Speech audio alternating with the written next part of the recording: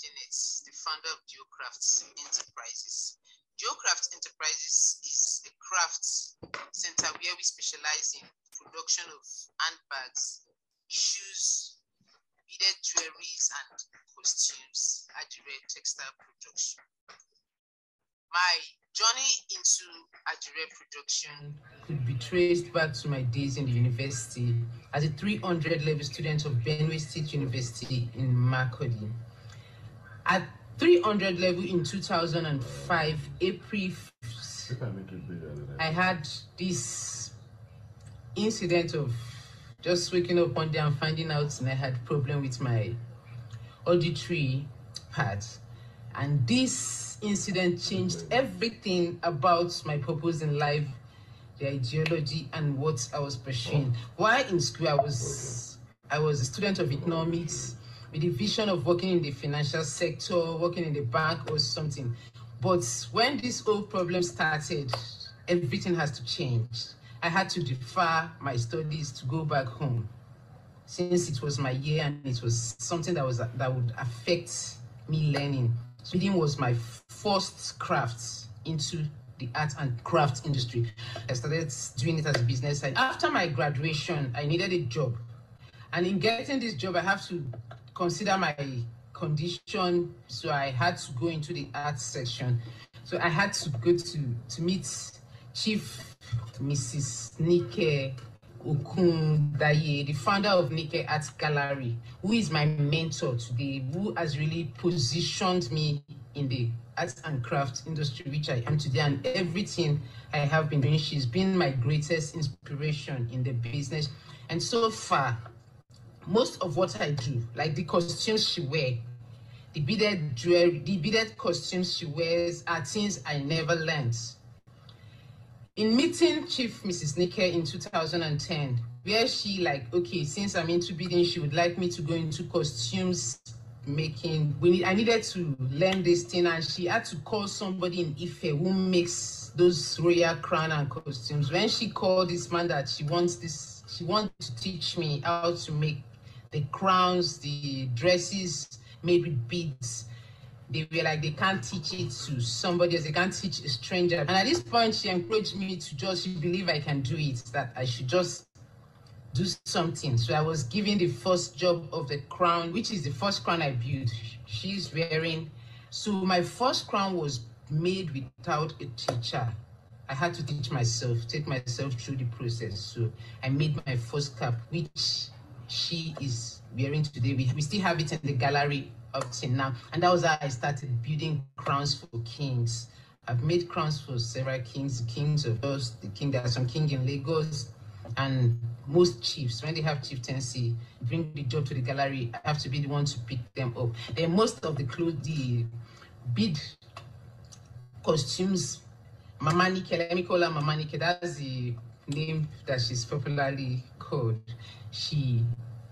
Most of those dresses she wear are things that I just do. I never had a teacher. So she always keep encouraging me, just do it. I must return back to her with a very good job done, and she has ever been impressed ever since I started there. So this was in 2010. Your journey into Adire production started in 2011, where Mama Nike said I have to go to Ogidi village, which is her hometown in Kogi State, to learn Adire production. Adire is the name that is given to indigo fabric produced by the Southwestern women. This textile business by the Southwestern women is something that is being passed from mother to child, daughter to mother, then from one generation to another. It is the business that the women do. So by March, I traveled to Ogidi village to learn Adire production. And most of these patterns, which I learned from Ogidi village by these women, I was actually taught by the rural women who have no formal education. All they understand is the Adire, which they do as a business, and the pattern which they have inherited from their forefathers. The techniques which they specializes in the production of their Adire. These were the real ancient patterns that these women understood before the arrival of batik. So in this pattern, we have Adire Oniko, which is the tie and dye. It could be in a simple pattern or a complex one. So they just tie. We have the simple pattern, which I have on my screen. We have the patterns of the tie and dye, which is the Oniko. We have the complex one and the simple one. We also have Adire Alabere, the Adire, where they use the raffia, the process of using the raffia to tie certain patterns, to make certain patterns out. Then when the raffia is taken off after dyeing, you have the white circles, the white shapes coming out in the indigo dyed clothes. So we also have Adire Ele. So that is a process where you use a seed, or we use seeds or stones, tiny stones. We tie them to create certain patterns. And after dyeing, you still get those patterns which you have created. Then we have Adire Eleko, which is, let me just say, the ultimate pattern which I really focused on while I was learning in Eleko. So Adire Eleko is the ancient method that these women has learned, and every pattern in Adire Eleko is talking about something, is passing a message. Adire Eleko is a very tedious method of textile production. The techniques in it is tedious and is time consuming. This makes most young artisans to run away from Adire Eleko. So Adire Eleko is a pattern that uses the techniques of cassava flour. Cassava flour, which is the lafun that is eaten by these people. But this cassava flour, when mixed with, we have lime, when mixed with lime and the alum, now carrying a chemical substance, which means it cannot be taken as food any longer. So this flour is used for this design. So that's why I have on my screen, I have the cassava flour, which I have used in making my sketch. When mixed with the alum and the lime, we now have what is now used for the sketch on the Eleko fabric. So the instruments, the materials we used in our Eleko sketch are the broom, the bird's feather, and the knife. The broomstick is used in ruling the lines we have on the Eleko fabric. Then we also have the feather, the bird's feather, which is used in rolling, in making the circles we have on the fabric, or we also use it on we use the knife to make our dots on the fabric. So most of the pattern used in Eleko, just like I was saying before, they have their names. I have here my first Adire Eleko that was produced in Ogidi village, and carrying some of the patterns that are popularly used by these women. This Adire Eleko I have here is carrying some of these patterns that speaks about the happenings of these people. I have the talking drum here. The talking drum is talking about the consolation of the people of Ogidi village, and even the Southwest. They use the talking drum for the consolation of the tradition of the people. Then we also have the royal umbrella. This is the royal umbrella that's when the king is coming out, this umbrella has to be brought out to shade the king. Then I also have the barbed wire here. We have the barbed wire, we have the mascara, have the birds eating corn. Then this is a lesser meta. This is the masquerade, that this is the way the masquerade is being sketched on the textile by these women. That I also have the cassava leaf that tells about the life that is in the people. They have life, they are living, and there's still hope. So these are some of the sketches from my first Adire Eleko production. This is exactly the first Adire Eleko I ever produced while I was learning. So in talking about this Adire Eleko, these women have always done their best in giving out the best in this production, in this work they do about the textile.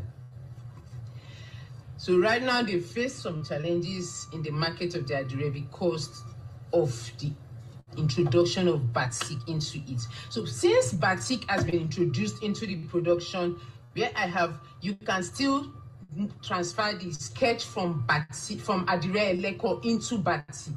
The same thing which we have sketched on Eleko can still be sketched on batik, which I have here.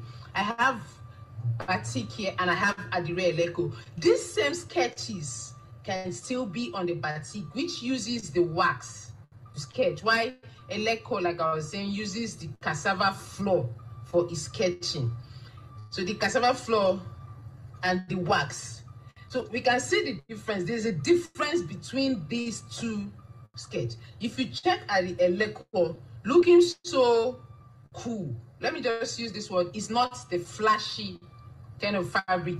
It's cool in its look. While we have the batik being very sharp, being very flashy and sharp. But the same patterns can also be transferred here. Like in the batik I have here, I have the circle of life. And this circle of life is also a usual pattern which is not sketched on this Eleko here. But this is a pattern of Eleko. We normally call it a pattern of Eleko because of the method by which the sketch has been taken. So the sketches and the line demarcations are what has made the great difference. So now I have Eleko and I have batik. Most of the clients we have today cannot tell the difference between Eleko and batik. So everybody out there calls this Eleko pattern, even when it is on batik, they call it Eleko. All they are interested is in the patterns, not what kind of production we do. Like here, where I have the Eleko, I can show you the difference between this. The Eleko pattern is always on one face, one side of the textile, the fabric. It does not reflect to the back side because it has been used with a cold cassava flour.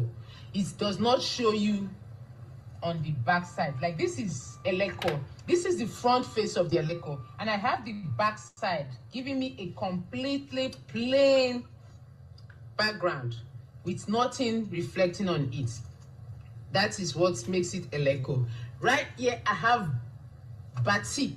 So from this batik I have, if you check the other face, these patterns are still reflecting on the second face. This is the front face of the batik where I have my pattern shown. I have the circle of life. I still have the mirror. This is mirror, which is a symbol of the reflection of a person in the Yoruba land. Then I have the cassava flour, just like that. So the batik shows on both the second face, that's the other part of the textile, and also reflects on the front side of the textile. So this makes a great difference between the Eleko and the batik. So far, the impact, I'll be talking about the impact of my work on the people.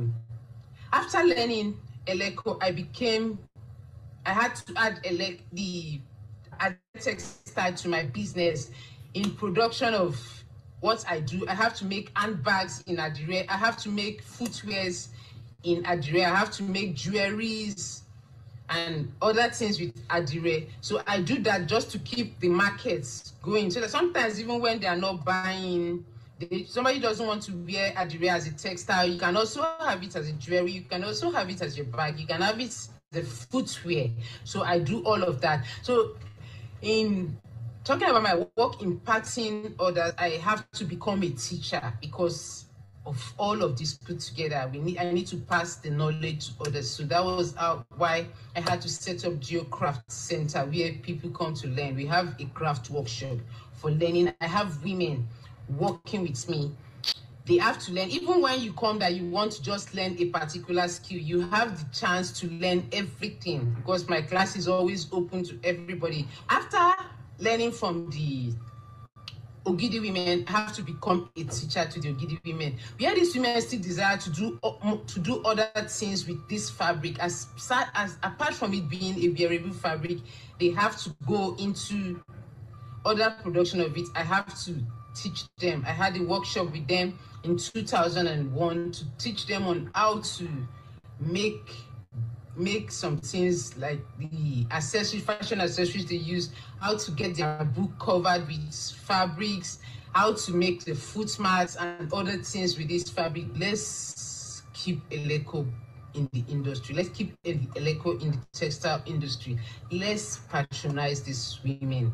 Then we can also learn this Eleco to keep the business. One of my projects so far is equipping the girl child in the community and the woman. So what I do is I have to organize a program from time to time to teach the teenagers, the youths on most of this production I do, to empower them. So even when they are done with their education, we have to get them ready with the mindset of it might not be your certificate to give you a to live on.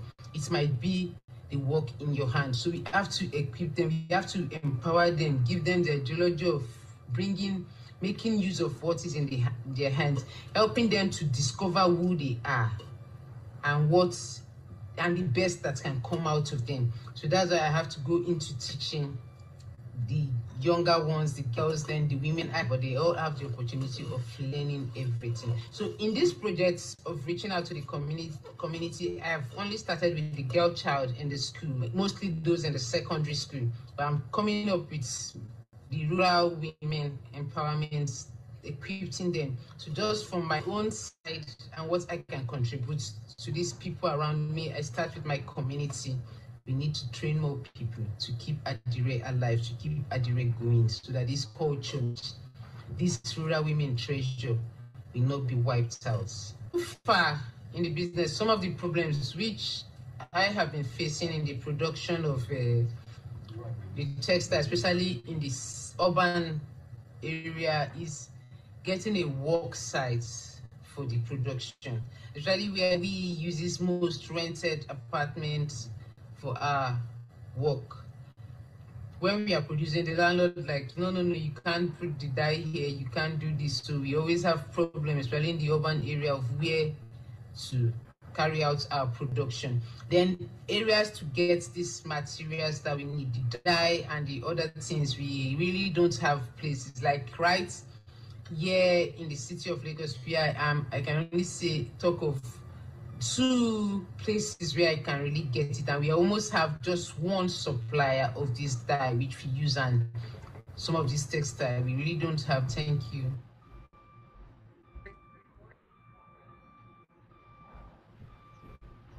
Really very inspiring. Actually, My it name was. is the founder of Geocraft Enterprises.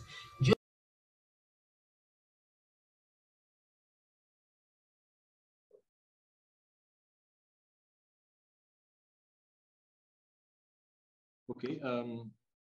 I think it's a very inspiring story. It's a journey. And what is most interesting is the fact that a particular challenge is what actually started her off on this journey. And by the time I listened, I realized how much mentorship played a role, both from the established likes of Mama Nike and the rural women that she actually went to learn from. So it was actually very significant. We are waiting for a particular video coming on. Nike Art Gallery, Lagos. She specializes in Adire textiles production, beaded jewelry, royal ornaments, shoes, and bag making. She was the training coordinator for the maiden edition of Adire Foundation in 2016. She also trained 100 women in Ogidi Village, Kogi State in 2021. Since the founding of Geocraft Center, over 1,000 women have been trained through a community development program. Janet Oge is a woman who finds great joy in adding value to people's life. She will be speaking on a journey into Adire production.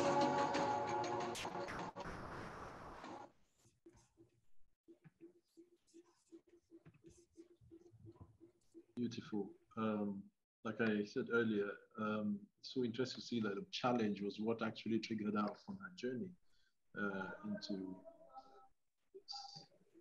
Okay, we're ready for this. Olatuboso Ayodeji Oluwaseun is a visual artist who holds a Bachelor in Fine Arts Education and MA Textiles from Obafemi Awolowo University, Ile-Ife. He is the CEO of Expressional Afro Design, a textile global brand based in Abeokuta, Ogun State, with a mandate to spread interest in indigenous fashion. His brand focuses on the production, processing, and promotion of indigenous African textile design and trends, strengthening creativity and self-reliance with contemporary exploration and expression. He has staged 3 solo exhibitions and participated in several joint textile exhibitions, workshops, seminars, and fairs. Expressional is also the founder of Women Culture Africa, a non-governmental organization that focuses on child arts development with its base in Otutu, Abeokuta. Olatunbosun is a member of the state chapter of Society of Nigerian Artists, SMA, and a fellow of the Arts in Medicine Initiative. He will be speaking on the sustainability of Adire in Abeokuta.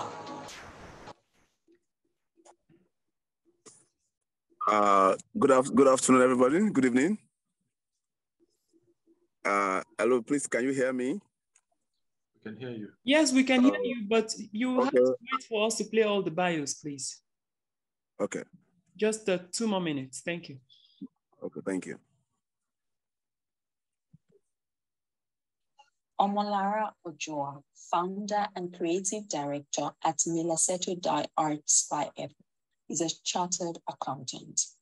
She established Adire and Batik company, which she had always had a passion for after working in a multinational for several years. Milaseto Dye Arts specializes in contemporary clothing for men and women. She also reduces fabric waste by making hair accessories, bags, and other accessories from Adire pieces. Her mother, a former fabric merchant, exposed her from very early in life to the use of exquisite fabrics such as material silks, laces, cotton, silk organza, crepes, and silk satin for her designs. Ojoa is further inspired by the women she got trained along with. She decided to empower them, providing a ready market and a decent way to fill the center. She will be speaking in modern take on traditional material.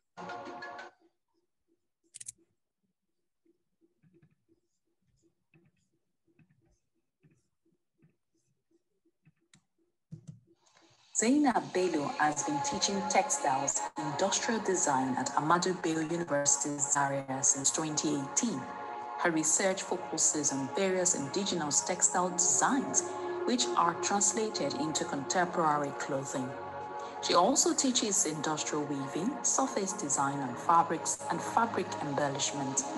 She has a BA and MA in Industrial Design, Textiles, 2012 and 2018 respectively.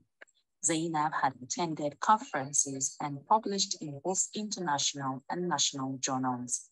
She has also worked as a textile freelance artist, teaching youth and local dyes in her community.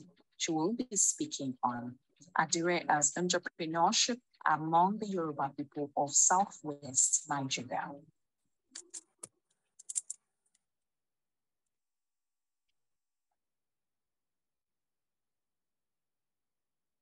That's the last bio. Okay, thank you. That's all for the bios. We can now have the panel chair back to chair this amazing panel. Thank you so much for your patience, sir. Thank you so much. Mr. Lotboso, are you on standby? Can you hear us? Okay, yeah, I can hear you. Please, can you hear me too? We can hear you. So you have 10 minutes. I want to say good evening to every one of us, and I want to say a very big thank you, particularly to the Nigerian British Council for, this initiative, and Professor Olayiwola, the master classes, and every other people that have put this up, and every other one that has presented in one way or the other. Thank you. All right. Well, I'll be speaking on the sustainability of Adire in Abeokuta. Geographically, Abeokuta is Hello, in Mr. Ogun State. Ayodeji. Sorry to Yeah. bother you. Please, can you turn on your video so that we can see pictures and you can also share your screen of your presentation. Thank you very much. Okay, please, can you see me now? Can you get a feeling? Can you hear me now? Yes, we can. Okay, you've gone off again. Oh, okay. All right. Okay. Can you see me now? Yes, please go ahead. Thank you. Okay. Abeokuta is in Ogun State, at the southern part of Nigeria, and occupied by Yoruba-speaking people. Is believed to be the home of Adire production in Nigeria. Also, we have Ibadan, we have Oshogbo, to mention but a few. And because of the peculiarities of this presentation, we'll be focusing specifically on the Adire, which we refer to as an act of creating patterns on fabric by resisting part of the fabrics from and preventing it from absorption of the dye solution. And we have different types of, Adire. But here in Abeokuta is well known as a home of Adire. When I mean Adire, I'm referring to indigenous production of the same fabrics.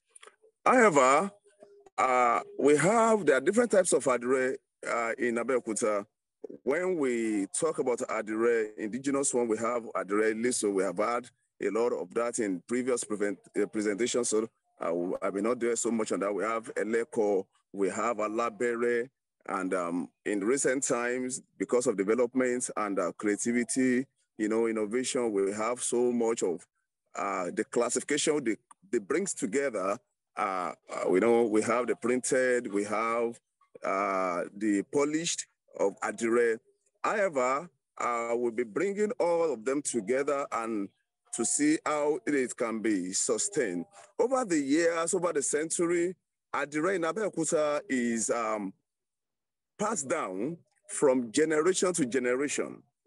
And especially Adire Leko, or let me say Alaro Dudu, the indigo dyed, is actually practiced by family, from mother to the daughter, and that is how it has been in existence, and some men as well do. And it is, as of today, it is very difficult for an outsider, a person who is not a member of a particular family in that craft, to be able to, dye or to go into that art. Unlike the synthetic, at a particular time in history, we have the introduction of modern dyes, where we use chemicals such as hydrosulfide, the colors in different hue and pigmental form. So, and in my search and in going through the market and the dye village, because I call it the dye village, in Itoku precisely, and that is where Adire is being made in Abeokuta. That is the center. Though we have some other center at Ashiro and some other part, but notably, Itoku is known as a village or a community where Adire, is being practiced. And I come across, because of what is happening from China invading the market with patterns of Adire, indigenous now made into polished, into different, brought into, we discovered that gradually we are losing this creativity, we are losing this ingenuity, we are losing so much when it comes to, our own thing, which we refer to as tiwantiwa. Now, I've now, found a the way forward. Let me put it that way. The way forward, where I as an artist, I look at a way to break into that hostility, you know, to ensure that our art and heritages are being sustained, are being preserved, and are being celebrated, irrespective of, you know, time. So I came up with a pedagogical approach, and I was made to understand from my educational background that at the center of every development is a child. Is a child, because I've tried to ask so many questions from, you know, the old people, from the young ones, because as at now, there are some of the techniques that we found in record now that there's nobody that is still, you know, practicing them in Nigeria, particularly in Abeokuta as of today. So when you ask them, they will tell you, okay, somebody that is doing this particular pattern, you know, because it's a chain. Yeah, you know, the person that is tying alabere, for example, is different from the person that will tie a lasso, you know. So that's true. You have Hello? 1 minute. Oh, so all right. So, okay, because of our time, let me quickly rush it. So I created a platform that brings about children, which we refer to as One Culture Africa. Here, we begin to mentor and introduce them. This is for children and non-Itoku people. So people come for Haiti, we take them to professionals, the skilled, you know, for mentorship, so that they can be able to learn. We have some people, the old people, and I'll try to, you know, share some pictures of some old people who could, you know, they are aged. And the only way where we can preserve this culture is to train, is to, you know, leave the legacy, is to mentor, is to ensure that we drop what we have, we train another, and we are able to, please, can you see this picture? Hello? Hello? Hello?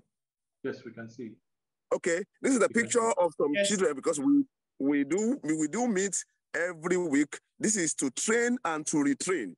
It is to change their orientation about new development in the world, because majority of them does not know what's the next thing to do or how art has evolved, development. You know, they're still about what they have known. So what we are doing at One Culture is to ensure we bring them together, we mentor them, we ensure we preserve them, to ensure that new development, new motifs are being generated, new designs are being, you know, brought about. We are able to ensure that we have new development. You know, I'm sure majority of them are being invited for this meeting, so as for them to know that things are changing. Hello, please. So things are changing, and this is what we have been able to.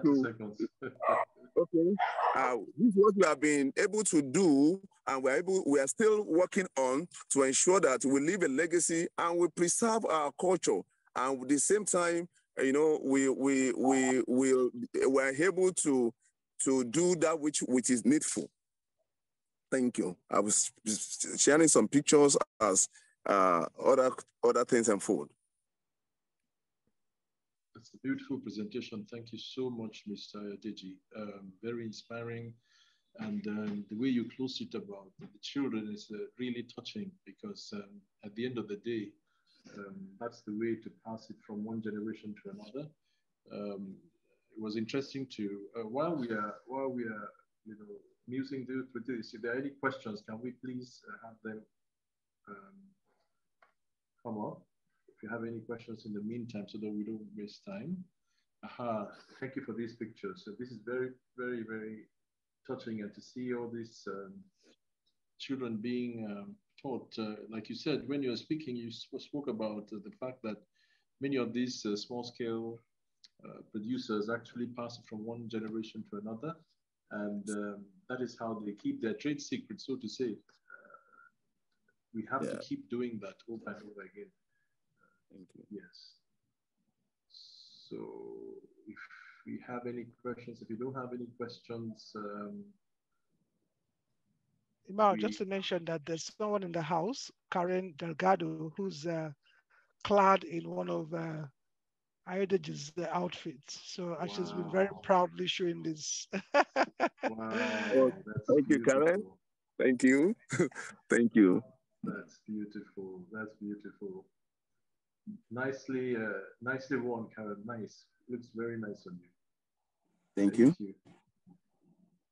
Okay, so do we move on to the next speaker? And that will be Molara Ojowa. Yes, please. Okay, so over to you, ma'am.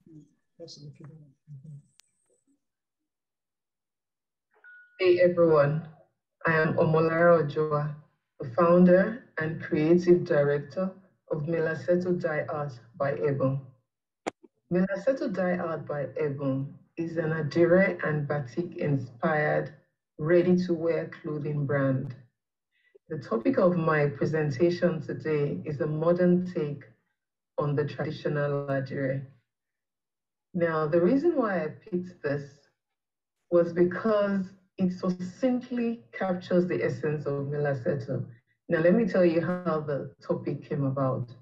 Some time ago, I had a discussion with a friend of mine who has become a Milaseto customer. Over the years, she's actually acquired quite a few of our pieces. And so I asked her what Milaseto meant to her. And she then gave me this. She said it's a modern take on the traditional Adire. And I thought it captured the essence of Milaseto, of the Milaseto brand. And so when Prof came to me and asked me for a topic for this presentation, I readily jumped to this. So you're welcome to my presentation, and I hope you enjoy listening to it. It's actually a story on my entrepreneurial journey. You're welcome.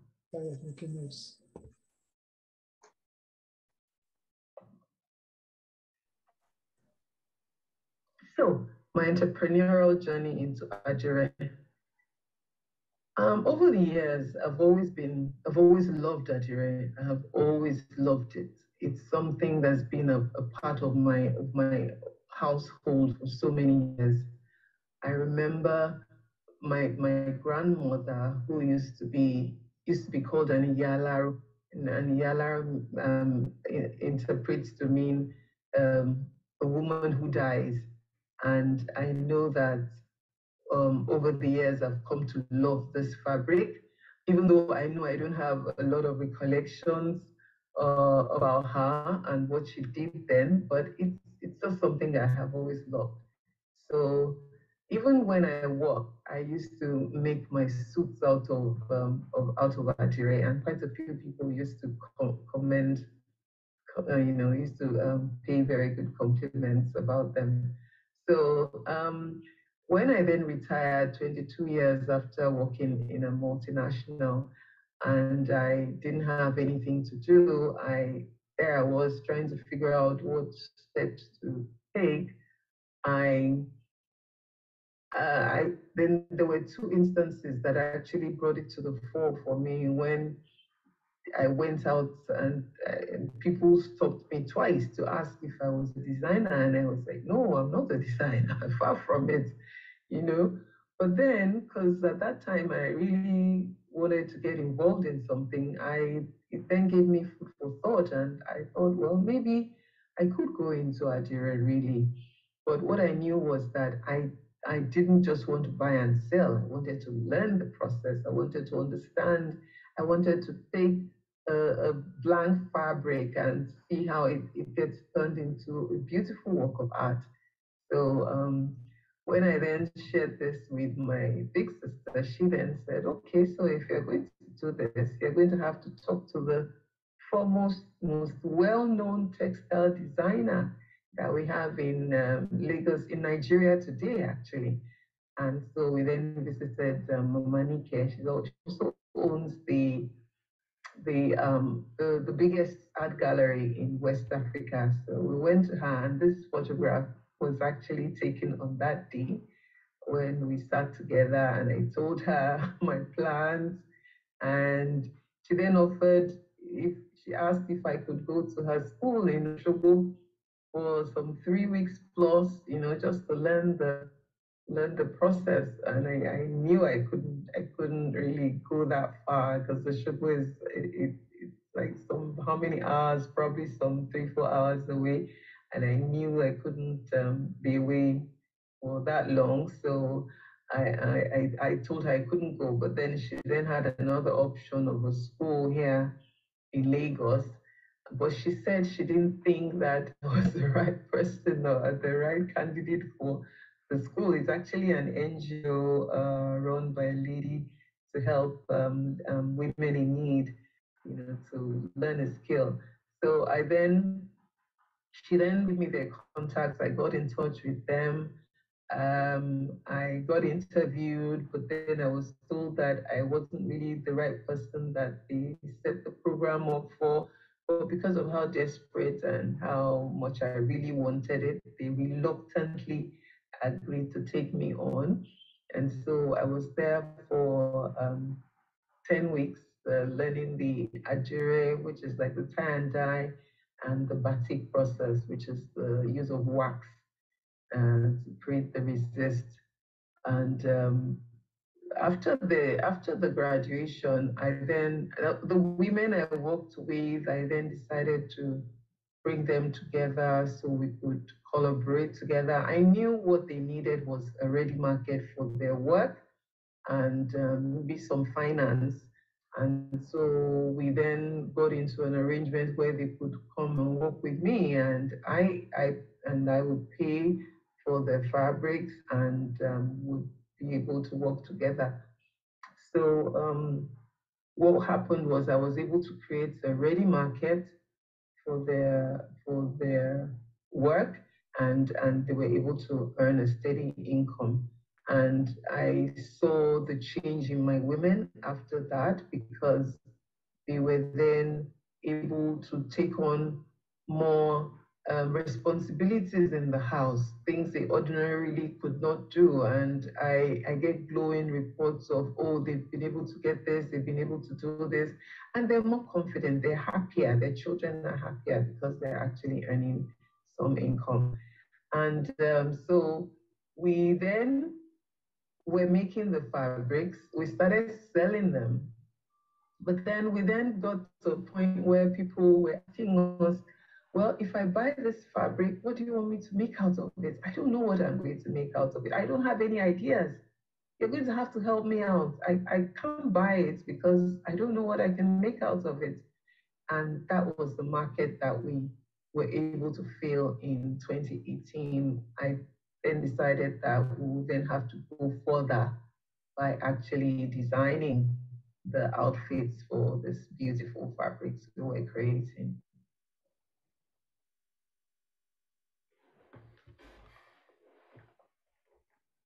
And so this is our process.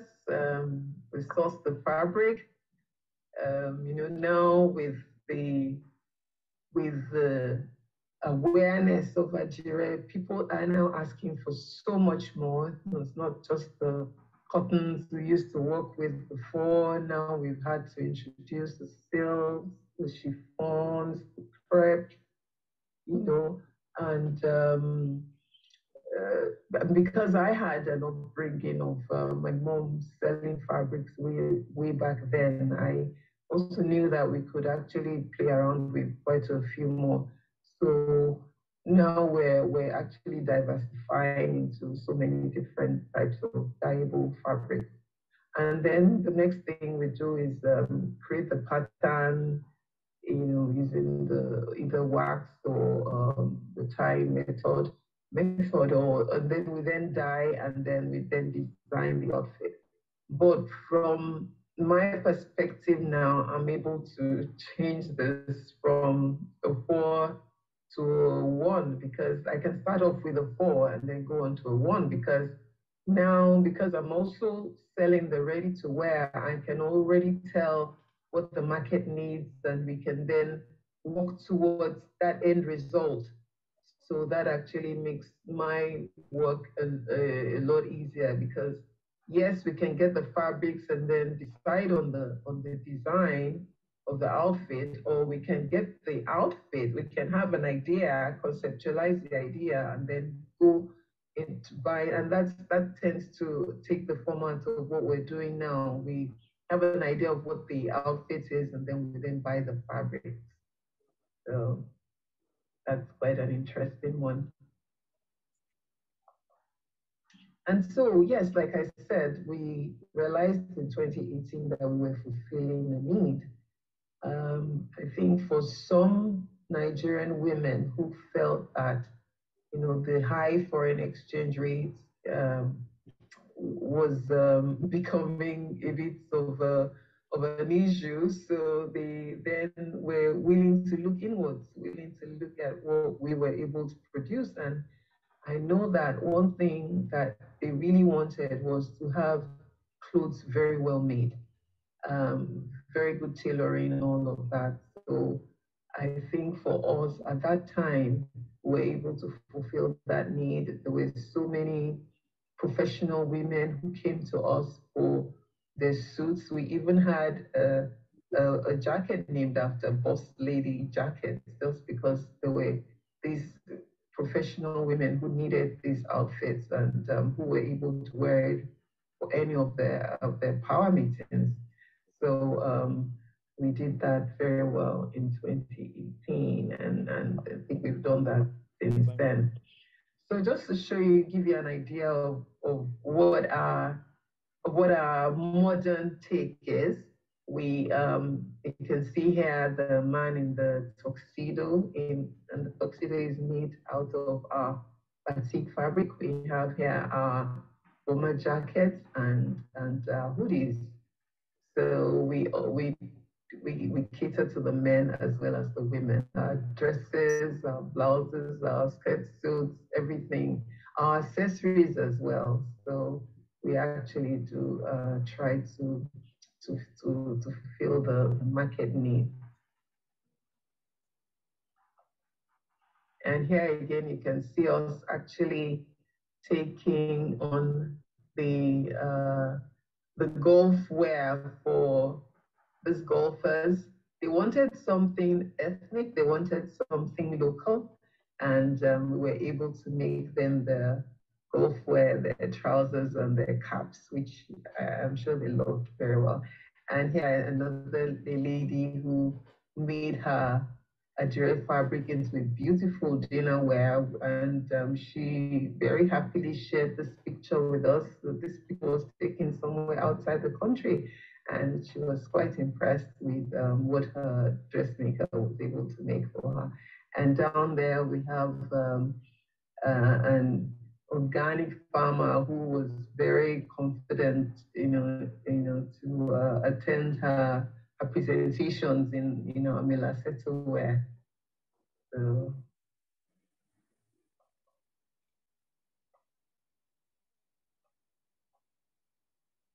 So here is the timeline of how I went from uncertainty to passion. As at December 2016, I officially retired from active service. And by September 2017, I graduated from the foundation, the Adire Foundation, that's set up for women who I need to learn a skill and to be able to run a business. And that's the graduation picture I took on that day. And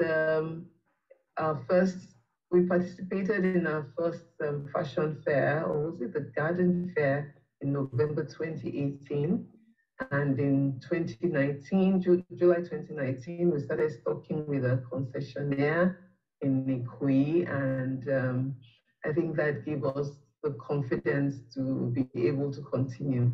And then up to date, we've been able to participate in a few local fairs, EcoBank, Adire Fair, the Fashion Soup, the very notable ones we've been a part of. And we're very happy to have been able to get into these fairs because they're very well sought after.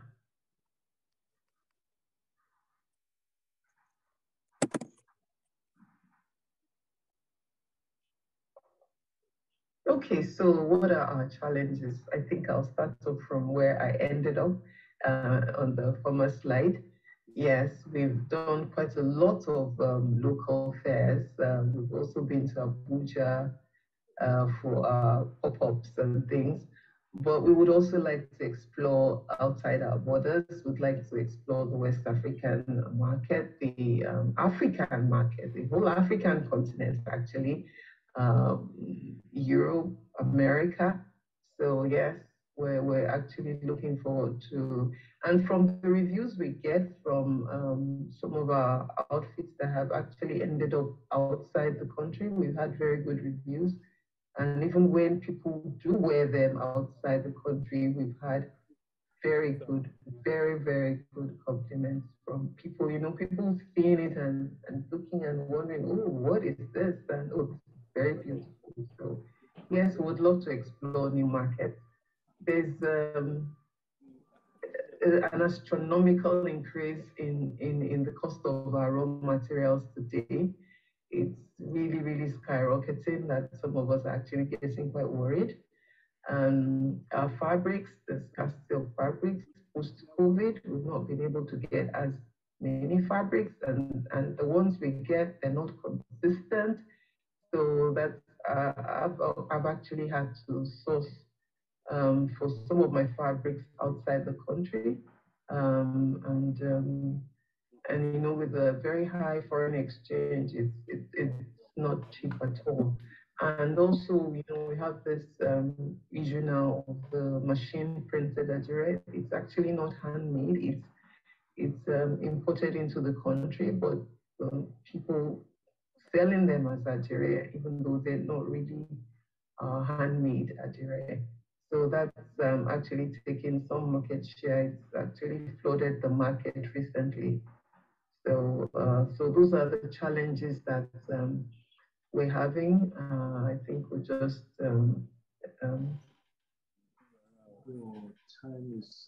we'll just stop at that. And so, thank you very much for listening to my presentation. I have my contact details listed in case anyone would like to get in touch. I'd like to say thank you again, and do enjoy the rest of the webinar, and I hope it's definitely worth your time. Thank you very much. Bye-bye. Thank you for that very, very insightful presentation, man. Truly beautiful presentation. I had some things I was jotting down while you were speaking. I know we are up against time, but I want to see if I could get a word or two from you on these things, because it could be useful to other producers and other artists. So I noticed that when you were speaking, you spoke about the fact that I remember you saying I created a ready market, and I spoke about how when they produce the materials at point, they didn't know what to do, and you had to add value, and then they actually make them into ready-made wear. And so I wanted to ask whether it's because of the training you had previously, or was it something that you had to learn by yourself by what you experienced in the market, and what words of advice you would give to others in the industry, because you've certainly listed out the challenges that we are facing. So we need to create the market demand, and it is that will help us to produce kind of quality material we should. So if you have a word for the other artists and producers, I appreciate that.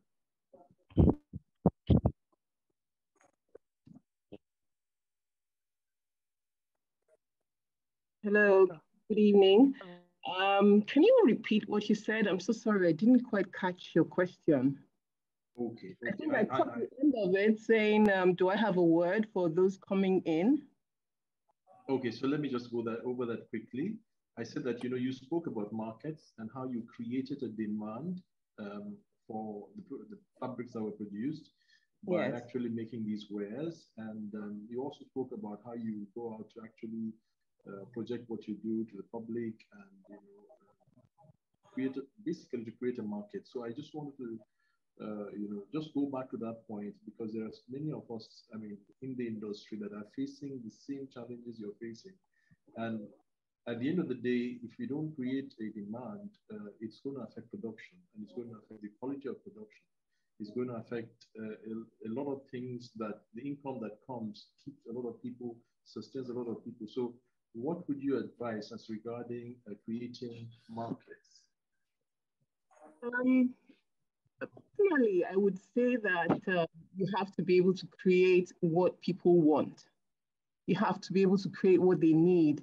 What has helped us the most has been referrals. I mean, people see what others are wearing, and they ask them, and then they tell them, oh, it's a Milaseto, and people are then coming to look for us to find out, what we have in stock. So I think being able to identify what the market needs and giving it to them, I believe, is what's most important. Like I said, I mean, we just couldn't stay stagnant. We needed to keep evolving. We needed to keep looking around to seeing what people wanted, what people needed. And I think that's really the big part of my work. And that's what I spend most of my time doing, because I need to read the market. I need to know what people want, and I have to provide it for them. And the fact that I'm also looking at it from both ways, I can make the fabric, so I know how to make the fabrics. I know, so having to learn the process actually is the most important thing. Also, you have to know the process to be able to define, what you want to go with. Thank you so much. I hope that helps. Yes, it does. Thank you. And I still had one or two questions, but we would hold that for now because we have the other presenter. And if you have time, we'll still come back to that. Thank you. Thank you. Thank Madam you. Zainab Bello, are you ready? Adire as entrepreneurship among the Yoruba people of Southwest Nigeria, your presentation.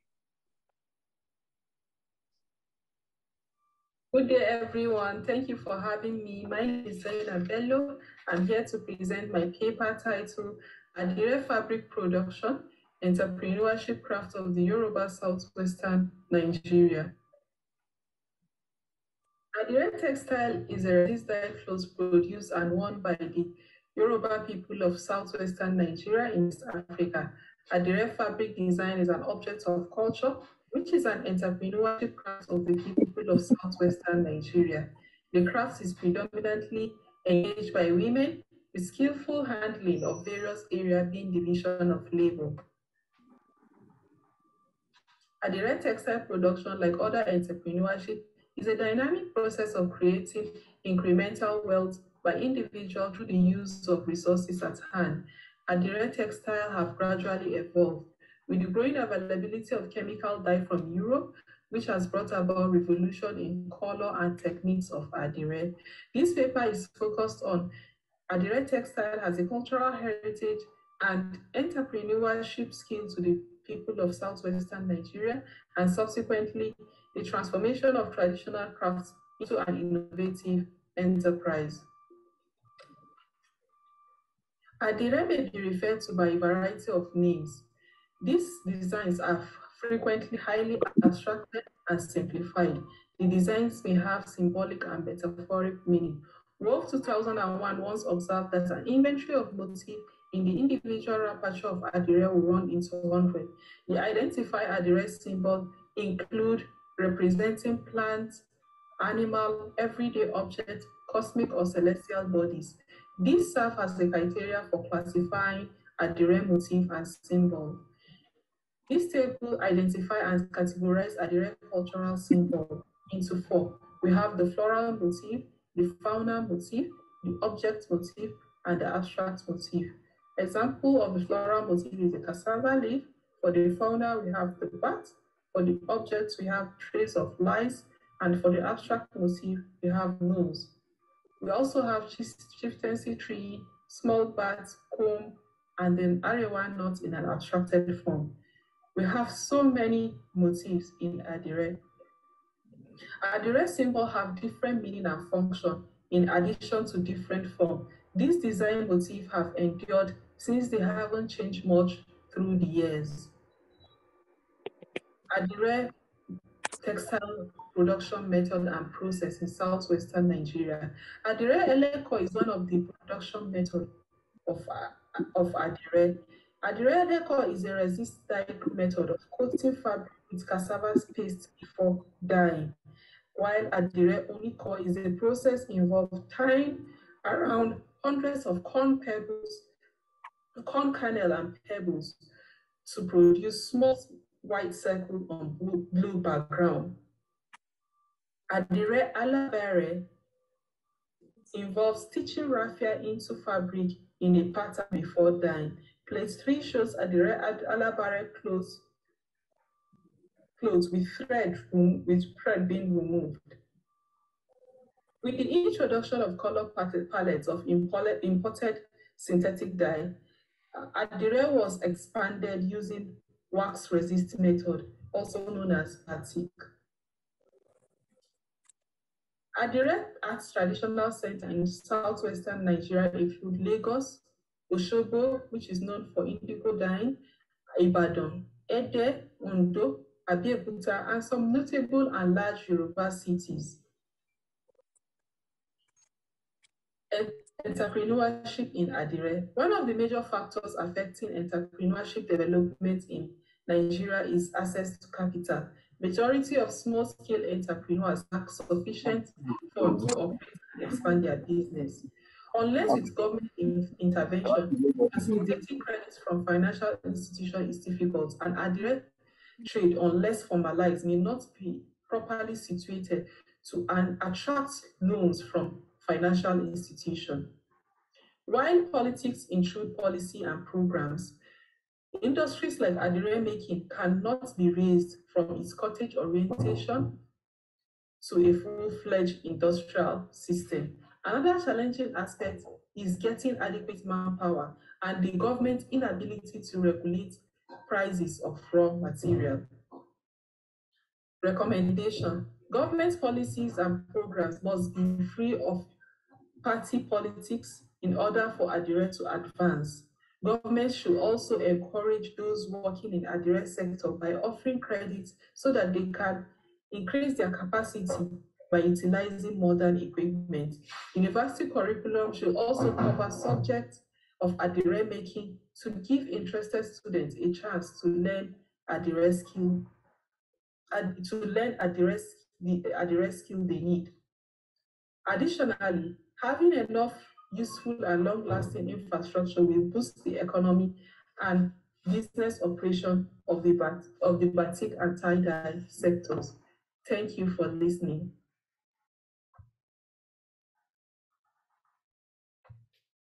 Thank you so much, Madam. Truly appreciate the delivery and actually pointing to the need for intervention from the government and to see how we can facilitate the ease of business in this particular sector.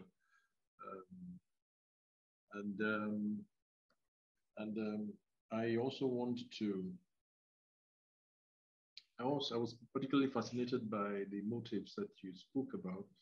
And is there, I mean, because some of us that work more in the business side of art, we keep looking at how we can project value and how we can project basically value. So even these motives and all that, when they're not known and their meanings are not known, it becomes a little more difficult to be able to project what is actually captured in these garments and in these textiles. So I also think that it will be good for those that are in the promotional side of things, in the business side of the textile industry, to see how they could actually promote all that is captured in the symbols, from philosophy to religion to tradition, you know, and in all those things, in the way you actually project these things. So, but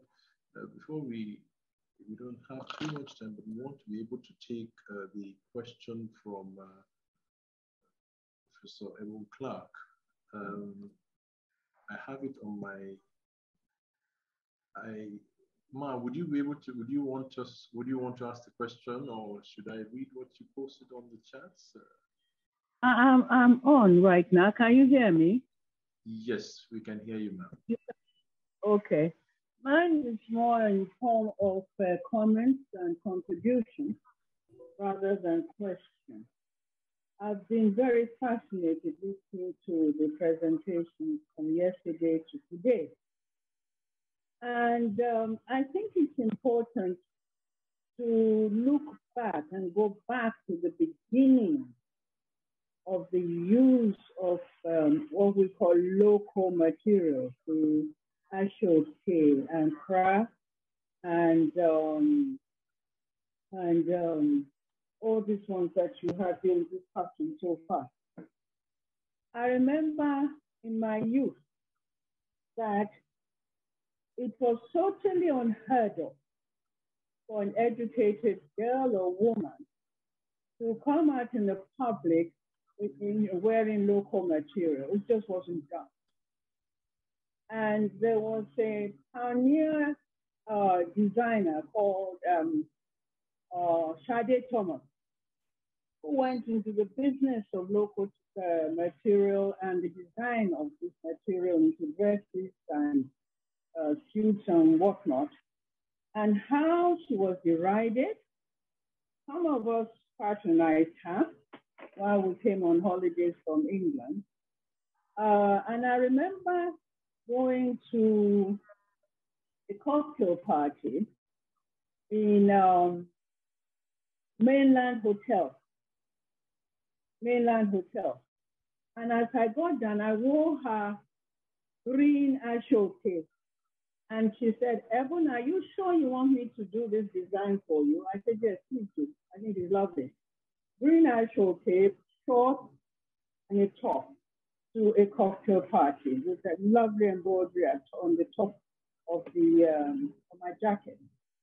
And as I went into the hotel, everybody just rushed to look at me because they never seen it before. And somebody was wearing a locally made designed material.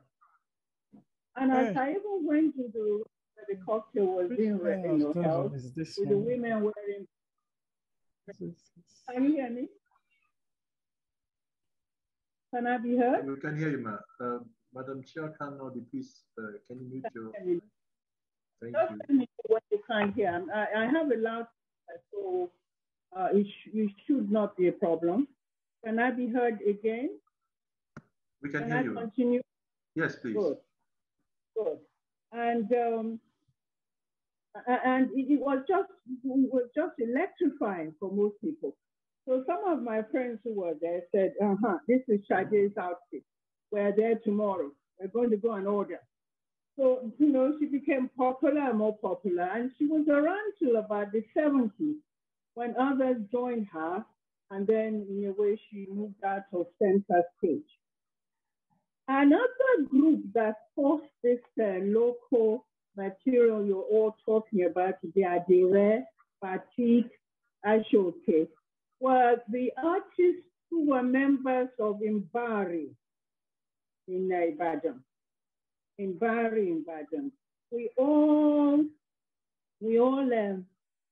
couldn't really arrive at the club without wearing this material. We all did, especially the men. And again, you went to lectures with the local material. You taught with the local material. It was taken for granted, but not the public. Eventually, the public got hold of it. I'm just trying to say that don't let's take things for granted. That this was very easy to begin with. In the colonial period where some of us were subject race, we were adults when Nigeria got independence. We were not children. It was not easy to be local. And you had the designers who were very courageous and pushed it through. I went to East Africa early this century, and I wore quintessence, a boo-boo I bought from Quintessence, an indigo boo-boo. When I went out, I got the same reaction I got from Nigeria in the 50s, in the early 50s. me. And even in the hotel I was in, and I had to ask, why are people looking at me? And they said, we don't wear this in Nairobi. We just don't. We don't wear native material in Nairobi. So I said, oh, you're like what we were in West Africa in the 50s. You haven't caught up. They have caught up now. They now wear their local material. So you always have pioneers. That is one comment. My second and final one is on copyright of this local material. I think that we are presenting the material as if it's communal. Everybody owns it. My mother was a very major lace seller from the 50s to the 70s until General Obasanjo came out with his decree banning lace selling. I don't know whether some of you remember or even heard about it. He banned the selling of lace. Now, she used to design her own. She used to go to the factories in Austria and Switzerland with her design. They didn't just go, the big lace sellers did not just go to these factories and just bought from the factories. They went with their design. Design they thought that the public would like and would buy. Now, you could not sell my mother's design. No other lace sellers could sell my mother's design without her permission. We had buyers who would come to buy and take to different markets and to different parts of the Yoruba land, mainly Yoruba land. And her rivals or her colleagues, they were all friends. They were Mama, my mother, Mama Ondo, Mama Gabi, then Mama Awolowo. Mrs. Awolowo also had her shop in the textile area, now known then as Gota, which is Balogun. I think you all know about Balogun in Lagos. But there was this very, very famous textile area called Gota, and owned by Oba Kosoko, and they all paid their rent to him. And you find that they had copyright of their design. They didn't go to buy any design. They had their design manufactured and then brought them back. And then you had this phenomenon of General Obasanjo deciding that it was ostentatious to wear lace and that it was not good to wear lace or drink champagne. So he brought out decrees against lace. It was terrible because one, these major lace sellers obeyed the decree and closed their shops, literally closed their business. I said one. And then you had the rise of the local factories. I think it's one, is that what they call the Indians? Opened the local lace manufacturing factories. And they were not as good, not the same quality, and lots of Nigerians just, avoided them. But what I want to say is that I know for sure a lot of the lace sellers went into abject poverty because that was the old equity. Their apprentices went into poverty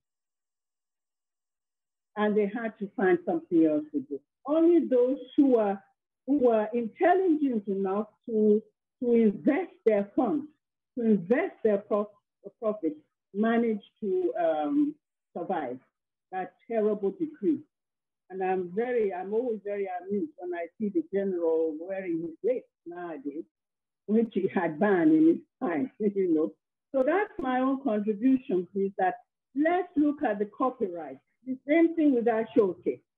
Our showcase is not just communal. There are people who have their design, even in our showcase. There was a very famous Debu woman, weaver, called Mama Jabure, Mrs. Adebonojo. You always knew that this is Mama Jabure's design. And no one could sell that design except her. So when we discuss, I think that there's a need to remember that not everything concerning the local material is free or communal. Some have copyright issues, just as Professor Lai Walla's Adire will have copyright. It's not a modern phenomenon. It's been there from the beginning. Thank you very much for listening to me. Thank you very much, Ma. It's so good listening to you, and thank you for for those words of encouragement and advice as well.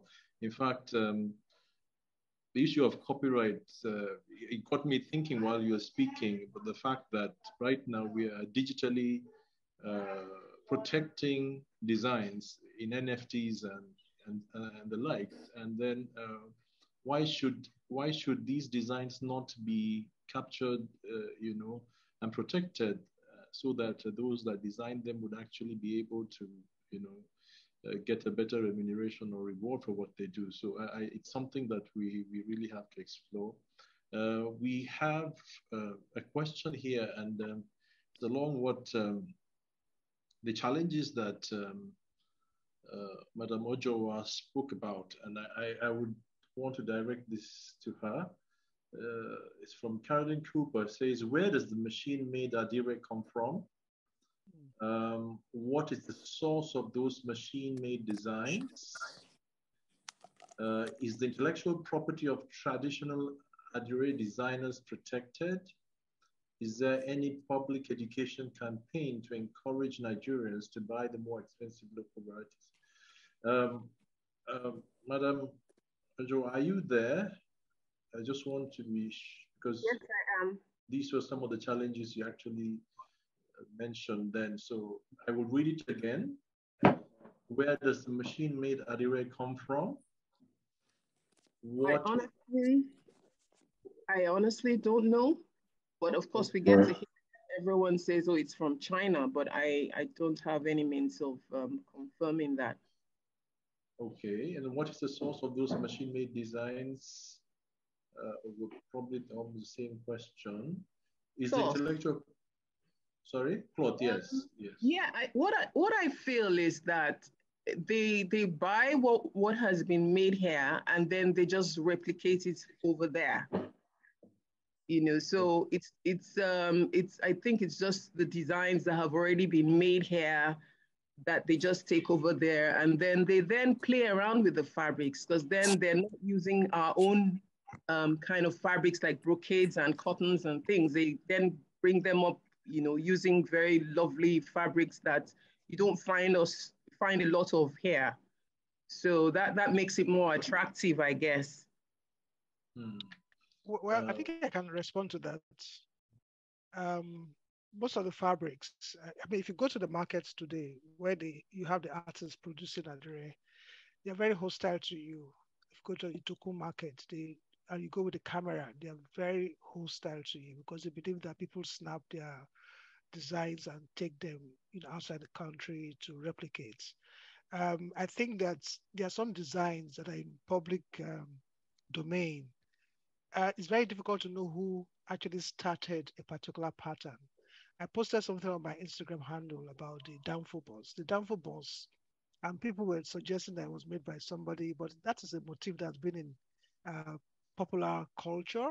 You can find them as PNGs. You can find images on on the internet. So if you take that image and adapt it into clothing, it doesn't make you the originator of that design. But what I know is that some entrepreneurs, those who can really invest in textiles, take some of these designs that have been produced here and take them outside to where they can mass produce them for very little, and then bring them back into the country. So I think what we should be thinking about is how to protect the local craftsman or craftsmen.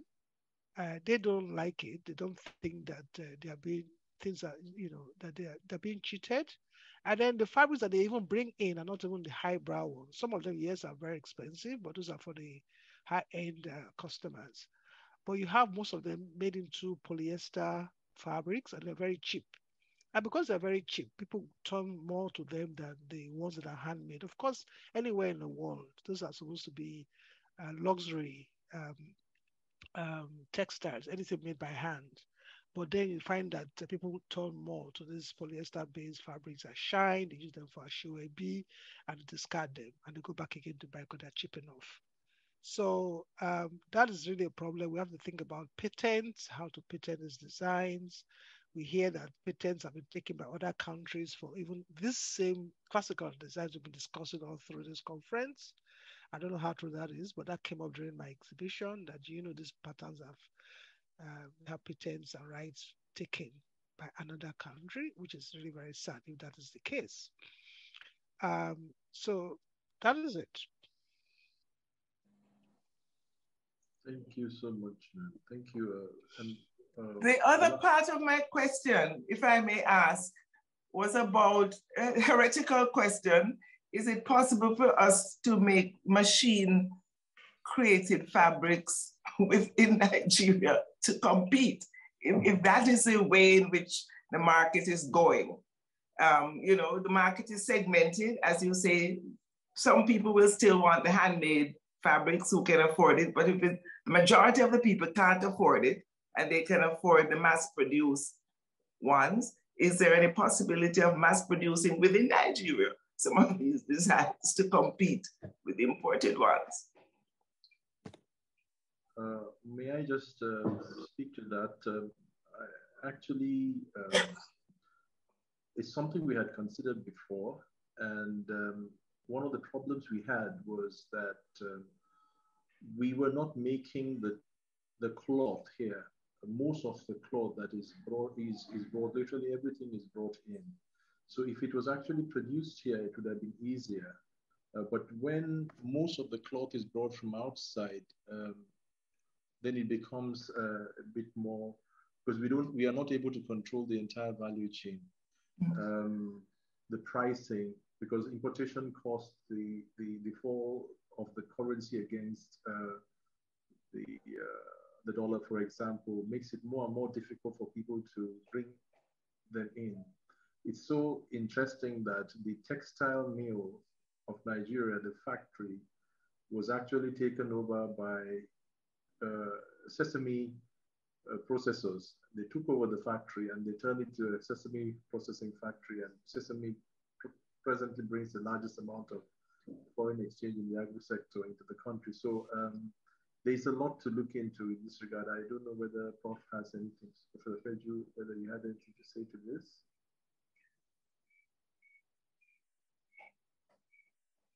Well, I think there's a marked difference between something that is machine produced and something that is handmade. And once you mechanize the process, it goes into the realm of printing. It changes the character of the textile itself. That becomes like this machine rolled, so-called African prints like Ankara that you find in the market. So I think there's a market for the handmade. I think you just need to inform the public about the importance of wearing things that are one-off, not mass-produced, that are done by artists, and they should pay for them. They're not even very expensive if you look at it. They are affordable, when you compare them to the imported lace fabrics that are bought and sold for ashwebis going up to about 40 or 50,000 naira. But like you said, most of the fabrics are imported, even the plain white fabric, most of them coming from outside of Nigeria. I think there's a factory in northern Nigeria that produces cotton, but most people will want to have the what do you call it, the jacquard texture, what we call brocade, for making their designs, and all of this come from outside the country. So we must differentiate between a carving that is done by hand and a cast work that is mass produced through a mold. So that's the difference in terms of textile. Because the market is huge, you always find a market for whatever is produced by hand. So I think we have to differentiate between the two. People sometimes say, oh, let's mechanize the process. No, I think you still have a market for handmade goods. Truly appreciate. What about public education? What is being done? Okay, that's a very good question. I remember I posted once my the WhatsApp group of my classmates, and I was talking about why are you wearing Ankara and all of that, because we were talking about Ankara for some, and I said all of this things don't have any value. In fact, when you say African prints, in my experience when I was teaching in the US, I realized that when I go to Hobby Lobby to buy my craft materials, I would see prints, they call them African prints, but they're coming straight from China to the US. So what is African about those prints that are made elsewhere and brought in? I think it's just the means of marketing the fabric, just the same way that sometimes you find books that you have Africa or Nigeria written on the title just to market it. So I think we should discourage the use of those Ankaras. It doesn't define who we are, and then we should get rid of them and really appreciate and patronize these people who are working. If you look at the amount of work that goes into producing those handmade pattern fabrics is enormous, particularly for batik, candle wax work, just like the Indonesians as well. They spend a lot of time. It's painstaking. Painting out the wax on it with the janting tool, the waxing. It's a lot of work. So people should be encouraged. I think we need to inform them better. And I think this kind of conference where we have practitioners come to speak about the pains and the challenges that they go through will make you appreciate their work even better. But we should be doing more. Thank you. Thank you. Ayodeji Oluwaseun, our panelists had a word to say. Mr. Ayodeji, can you hear us? Can you quickly make your contribution? Yes, I can hear you. I just wanted to agree with pretty much everything that the last speakers did say, but they raised one in, I think there was a need for us to emphasize a bit more on some aspects. While I agree that handwork is very important, you know, the bespoke designs are very important, but we need to look at what happens elsewhere in the world. You know, in the more advanced societies, they have what you call the whole value chain. And that's what we are not exploiting. At the very apex, you know, of that pyramid sits the artisanal designers, the craftsmen, you know, the artists, people who do excellent work. And their work, you know, is really invaluable. And what happens is that you have other structures. You have the scientists, you know, you have the manufacturers, the technical people, those people who are investors who do stuff on scale. You even have the people that produce the materials, you know, who come up with new fabrics and so on. And at the beginning of each season, they actually conference with each other and talk with these groups of artists. You know, these are some of the collegiate bodies that meet and come up with agreements with things even as, you know, petty as color, you know, as types of fabric, because that's going to ensure that the manufacturer and the investor are able to have the confidence to say, okay, we are going to come out with, you know, we're going to really invest in jacquard in the next 1 or 2 years, you know, or we're really going to invest in this new colors, you know, that we are bringing in because we have an agreement with the apex people. Their work is going to be tailored along those lines. Now, their craft remains. The system, you know, it's a system that must be inculcated, you know. Mama also said something about the education system. The education system has not saturated to that level here where, you know, you can get a level of comfort to say everybody knows what to do. It hasn't gone round. Even the people you heard what it was the former head of state, Obasanjo, did years ago, and he still did another one, a flip-flop at the 2000s. He brought in Chinese to sell this, you know, and I can count so many things the military governments and even the civilians continue to do. So all these bodies must come together because they are the same people that are saying, oh, look, we are trying to diversify the economy. We want to look for new sources. But you see, the fellow that is able to create something, that is able to create value out of nothing is the gold in the economy. And that's why people like that really need to be in this conference. If we look at the minds we had yesterday and even today, you need to have it, pull these people together to begin to create the educational system that is going to produce both the local educational system. You see what Mama Nika is doing in her place. That is an education system where even those who are disadvantaged are able to mingle with those who are advantaged. I mean, we had somebody who had retired after 22 years, Western educated, and then you also have people who have not even had the opportunity to go to school at all. And that's a leveler, it brings them together. It makes everybody to appreciate the type of situation they are in. And then you begin to get, you begin to shape, the industry for what it really should be. But it takes time. It takes a lot of effort, a lot of willpower in terms of cooperation. For everybody to say, oh, look, this is our bit. It's not enough. The artist cannot work alone in isolation. He needs the legal people, he needs the business people, he needs the investors, the financiers, he needs the educators, it's a whole value chain. The industrialists and everybody need to come and say, oh, this is what we need to do, and this is how we need to be in touch every now and then. Because until we do that, we'll continue to be exploited, which is what is happening now. Those people come from here, they look at what we have and then they just, hey, look, bring this design. Look, there are even Nigerian artisans working in China who put up these things in their factories. That's happened more than 20 years ago. They've been reproducing what our culture is over there. So, and then they also have people who have never even been to Nigeria at all, who are also reproducing those things.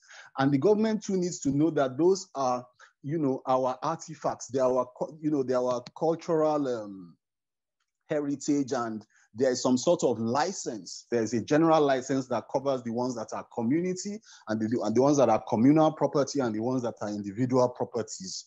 So all these need to really come together. And I know that we have the resources and the people who can do all this. I know even in Unilag, I've attended Institute of Advanced Legal Studies. They've had courses there on copyright, and many of these issues were discussed. And it is possible if there really is enough backing, there is enough will, we have strong investors. Yes, I'm just about done. I'm about done, sir. Thank you. I'm about done. Thank you. I hope I made my point. Thank you. Thank you so much for that, because you actually got us to think from a value chain perspective, which is the most important thing. And in the value chain, you have different segments, and we need to know, like you said, if everybody comes together, it becomes easier for us to know how to promote each segment. The niche artisanal segment is different from the mass produced, because I mean we are facing a flood globally of I mean, even with the AFCTA they're coming up right now across Africa, and then there's even the threat of what happens if foreign companies actually come to Africa, set up in different African countries and trade within Africa. How do we know what exactly is happening? So I truly appreciate what you said, and I think this conference is actually a starting point. I really want to. I'm saying that because I can see the possibilities. Advocacy should be on the front burner, and it should be part of what we should be doing every day. We can't just leave it to the government, because we know that they're limited in. Like you said, there's so much of resource capacity available, and I think if we take a cue from that, after this event, it doesn't just stop as a project; it goes as a program, and we keep pushing. I think with that, I would like to round up and then hand over back to the organizers. Thank you. Wow, that was a great panel. Thank you so much, Jamal Silva. A wonderful panel indeed. We really had time to discuss issues, and I hope that we can make a lot of difference to the industry. I know that over in the last 10 to maybe 10 years, people have become more aware of the beauty of these fabrics that are made here in Nigeria, and beginning, it's really trending. There's a lot that's going on. Before now, people would ask for imported fabrics for Ashwebi. Now you have a lot of these young designers who have set up their shops on social media, who are making Ashwebi in Adire. It is really a welcome development, and I think the industry is really growing.